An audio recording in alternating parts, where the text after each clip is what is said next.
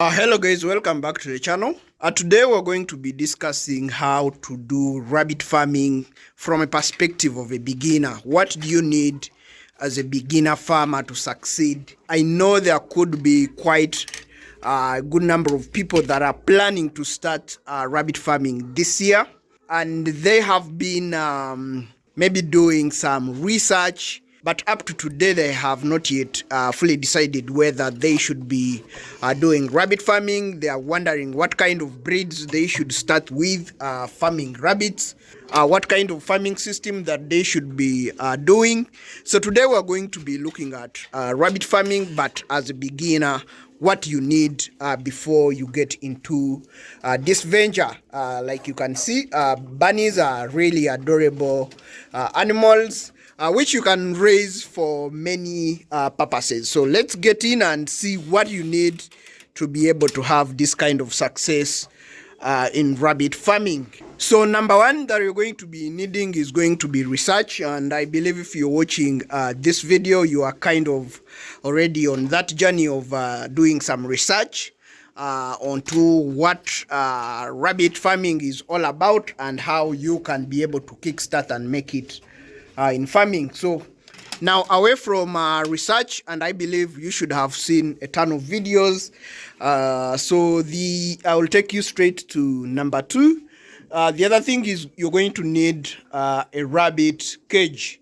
Now, a rabbit cage is going to be something like this. This is a two-tier cage system, okay, with a manure collecting point, which is this, which is our preferred way of doing it. This is a polythene, and underneath it we have plywood. This is durable because as you may know, rabbit urine is very corrosive. So if you use iron sheets, it will be destroyed by the urine. So this is what we have found to work. Then you're going to need this is a water gutter, which you're going to put here and direct. This basically is going to collect for you the urine, and we will come to what you're going to use the urine in a bit, and it will dump it there for you. That's one key thing. Then it must have a wire mesh on the floor, and this is our preferred wire mesh that we use, the green coated rabbit mesh. That's going to be your best option. We do have or have seen people who are using this kind of mesh. This is commonly used here as a ceiling mesh in Africa. This is really not a good option for you to put on your floor, even to put on your sides, whatever on your cage. And for us, we are upgrading, moving away from having this. As you can see, this other side, we have replaced that mesh and put the green coated mesh, because guys, this mesh, this type of mesh is really not worth it. So don't even think about it. Go all the way with the green coated mesh.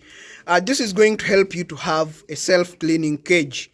And the self-cleaning cage, I mean by all the droppings from the rabbit will fall through onto the manure collection point, which is underneath here, which you can collect and then store and sell as manure, or use in your garden to improve your soils. As you can see, this bunny here is looking very clean. You see that if you're going to have your rabbits in this kind of environment, one, they are going to be looking appealing to anyone that is wanting to buy them or seeing them. Then the second thing is that you're not going to have issues with disease. And now you could be saying that it's just with this rabbit. I will take you to this other one.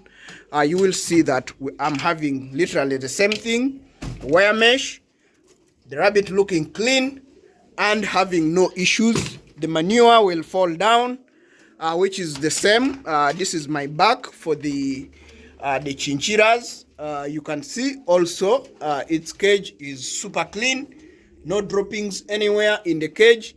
And that's how you're going to be able to keep your bunnies clean. So a wire mesh on the floor is going to be a must for you. Then the other thing that you're going to need is going to be feeding bowels. Feeding bowels is something like this. For us, we prefer the clay because this is cheaper and it is really accessible. I've seen people who make one that are made out of concrete. If you know how to do that, that would be okay. But also what I don't know is that if your rabbits chews on the concrete, because sometimes they will chew on the feeders and it is eating cement, whether that is going to be healthy for your bunnies. But this is just basically soil, and I don't think there's anything wrong with that for your bunny to chew on it. So I believe this is a safer way for me, but it goes back to choice. Then the other thing is going to be, maybe before I close this cage, is going to be the watering system. Now the watering system which we use is this nipple system, which you tap here on the nipple and the water comes out. And that's how rabbits also will be drinking the water. I've also seen some people who use the same clay feeders as waterers or drinkers. That is not a problem if you're just going to be having a few rabbits. But if you're going to be having a lot of rabbits, like what we have here, look, this is one side of the farm. If I move you here, this is the other side of the farm. And here we have a 3-tier cage system in the middle size. So if you're going to be pouring water in all the drinkers for all these rabbit cages, trust me, it's going to be something tiring. So we have found that the best way is going to be to use an automatic watering system with the support of the nipples. For us, what we have a drum, which is upstairs. We use that ladder to climb up, which we put 240 liters, and our rabbits consume it in 2 days because we have a large number here. But maybe I can demonstrate from this jerry can. Now this jerry can is what we use for this cage. This cage here, if I can pull back a little bit so that you can see it. This cage, which is a 2-tier system. This is the cage which we started with the farm, and we have kept it here to kind of remind us of how we started. But at the moment, we use this cage as our meat cage, and sometimes we transfer here growers that we have isolated for meat purposes, and this is one of them. I just cut some grass which I dried on the sun and I gave it, but our rabbits don't eat grass that much because we feed them hay, and also we feed them our concentrate feed that we mix here on the farm. So this is our meat cage. Sometimes we put here growers which we have isolated. Now like these ones are still growing and they are not yet ready for meat. If I can show you something that is ready for meat, it's going to be this rabbit here. But also you see that we have a same setup with a green coated mesh. So that aside, I was still talking about the water.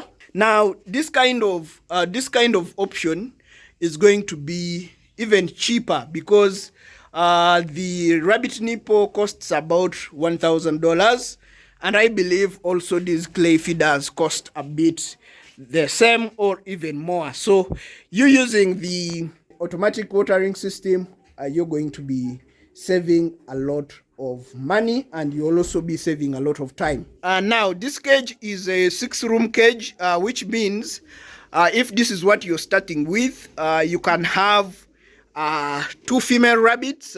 This is one of my American chinchilla, the brown, which is a female.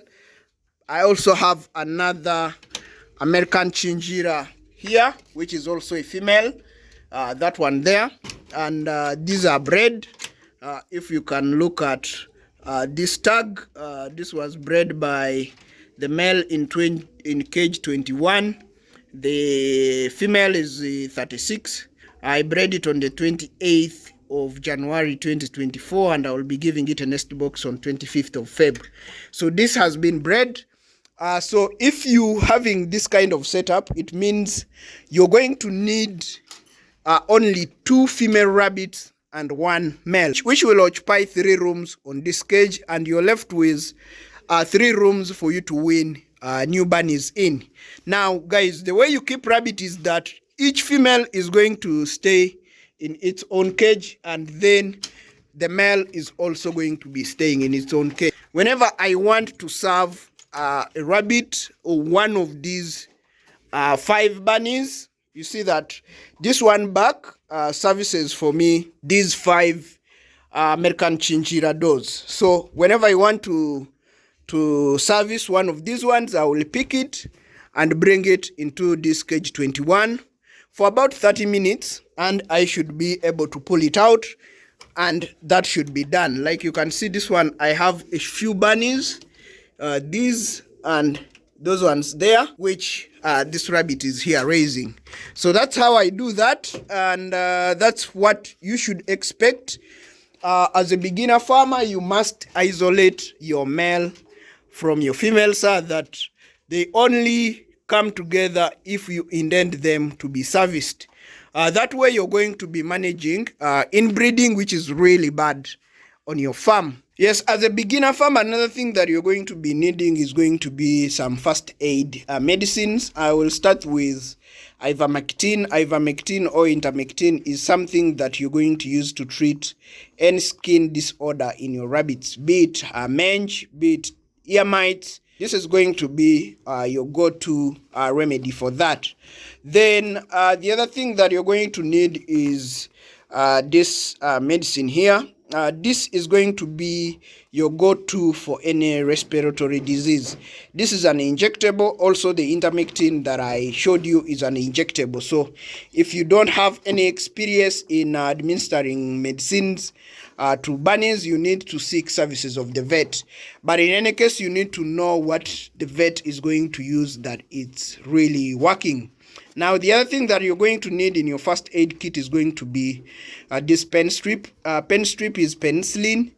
This is an antibiotic, and it is also going to be very good for your bunnies. In case even your bunny has a wound, you are able to administer that. Then the other thing that you're going to need is this Escalex. Escalex is a dewormer, and this is commonly used by the people raising chicken. And then finally, this is a must-have on your farm. This is Aminovit. This is a multivitamin that you must have and create a routine for your farm. So these are going to be what you're going to have essentially in your first aid kit. Now, another key thing that you're going to need is going to be a nest box. This is a littering box for bunnies. What is important is that you see also it has a wired floor to allow droppings and urine also to pass through when your rabbit does deliver, because the bunnies are also going to start having some droppings and they will be urinating. So stay away from any nest box or litter box that has a solid floor, because it's going to create some dampness in here, and you know that bacteria thrives best in wet places. So stay away from anything that has a solid floor, and this is something that you need to get even before you can start breeding your rabbit, because guys, the moment you put rabbits on the farm, they will start breeding and you will start having bunnies. So you must prepare to have the litter box so that you don't get stuck. Now, the other important aspect is going to be hay.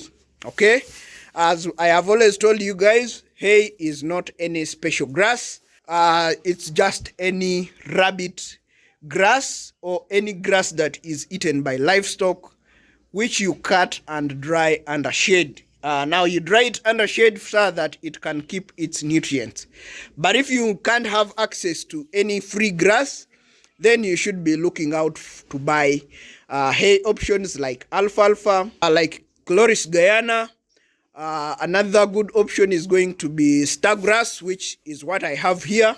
Then another good option is also going to be Timothy. Timothy hay is also another good option. Ensure that you store it in a well-ventilated place so that it stays dry and it doesn't grow any mold in it. Otherwise, that will make your bunnies sick.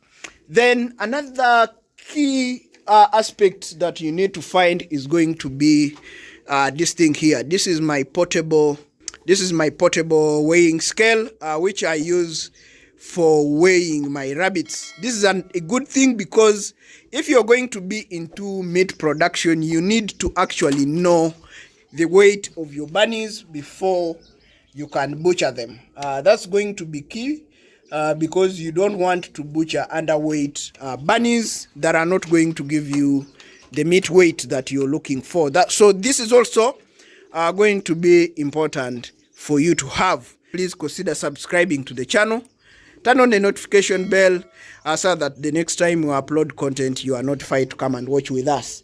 If you feel that there's something that we have not touched in this video, please put it in the comment section below so that we will pick it up from there and we will be able to respond to you. Otherwise, guys, thanks for watching. Catch you in the next video.